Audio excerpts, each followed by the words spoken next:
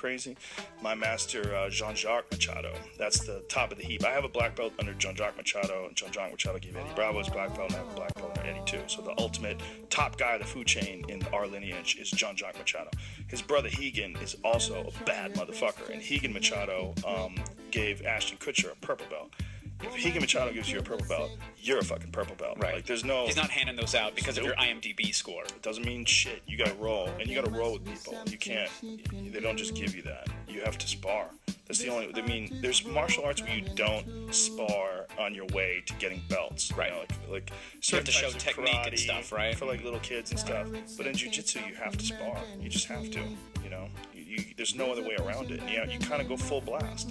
And would they just evaluate your technique in situations and go, okay, yeah, you did the right thing there, so clearly you have a level of knowledge that is this color? A guy like Hegan, he can watch you roll in 5 minutes. He could probably figure out what you are. You know, you might be a super athletic purple belt, but you make some mistakes.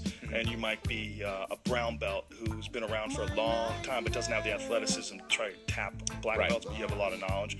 Yeah, he could tell, like, right away. Like, if someone does, like, set someone up, they try to do something, then the counter, they hit him with the counter, and then they tap a guy. You're like, oh, that's some slick shit. And then you got to see, like, how many times can that guy do that? Like, is that just, did he get lucky this one time? And it's a matter of consistency of movement.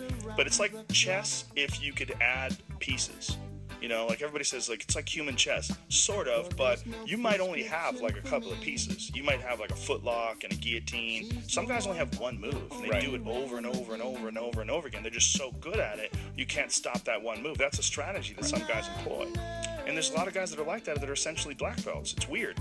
They have all those other techniques, but this one they rely on all the time. Or you're a guy like an Eddie Bravo type character that has 100 things he can tap you with at any given moment. He's just kind of practicing on you. Just disturbing. When someone's rolling with somebody else and they know that, like, a potential belt evaluation, or is it like a test is on the line, right? Sometimes. I'm going into roll, or is it just... It completely depends on the instructor. Okay. Different instructors do it different ways. Some instructors want to see you compete, like, in a test situation. They want to put you in front of the class and put a lot of pressure on you and see how you react. And some want to see you at your very best in a casual, relaxed environment where you're not nervous, and they want to see what was your actual skill level.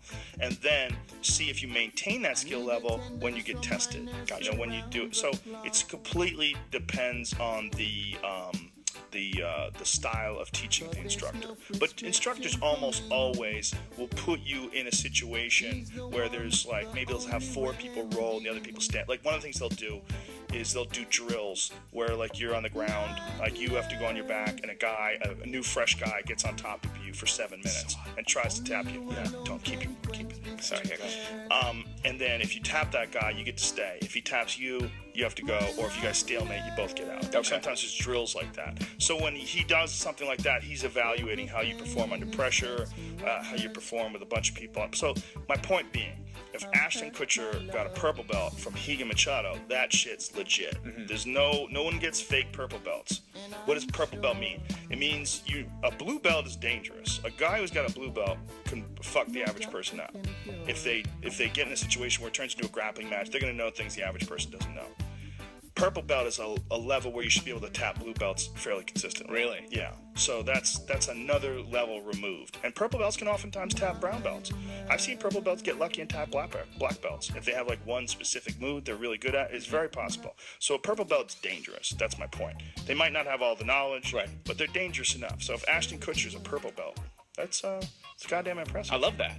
I love hearing Handsome that. bastard. It's got everything going for him. Where is he on your list?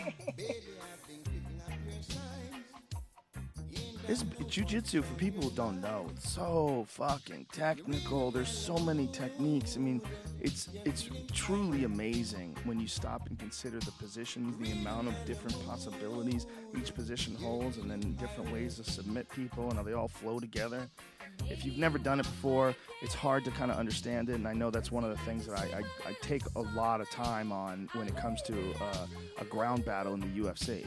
I always make sure I try to explain what a guy's trying to do, where it becomes a problem, where he's going to, and people get a chance to see it more that way. But unless you train yourself, you'll never really truly understand the beauty of it.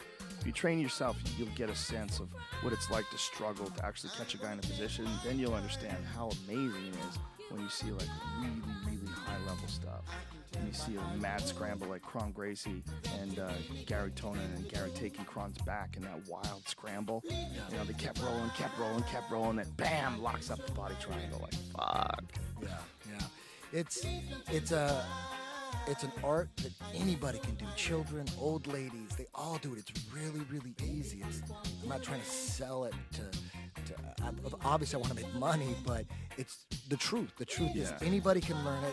All you have to do is just show up to your local jiu-jitsu school and just watch. Just go and just watch for a couple times. It's free. You don't have to commit to it. Just tell the guy you want to watch, and you watch and you realize, oh my God, I had it all wrong. You know, you expect that you're going to show up and there's going to be all these fucking douchebags killing each other and bleeding on each other. And you realize it's a bunch of nerds. It's a bunch of computer nerds. And after you watch one class, you should be sold on it. And you don't have to roll and do, you know, people are scared of rolling and, oh, what if he taps me out and hurts me?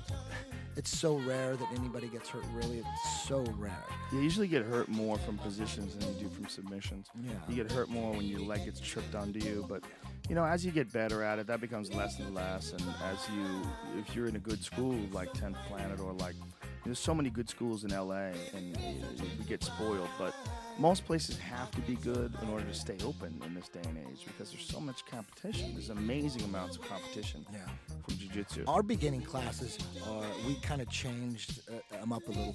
Over the years, I realized that most people are a lot more scared of going to a jiu-jitsu class and checking it out and taking one class than I thought. They're way more scared than I thought. So I understand that. I used to think that, you know, if you should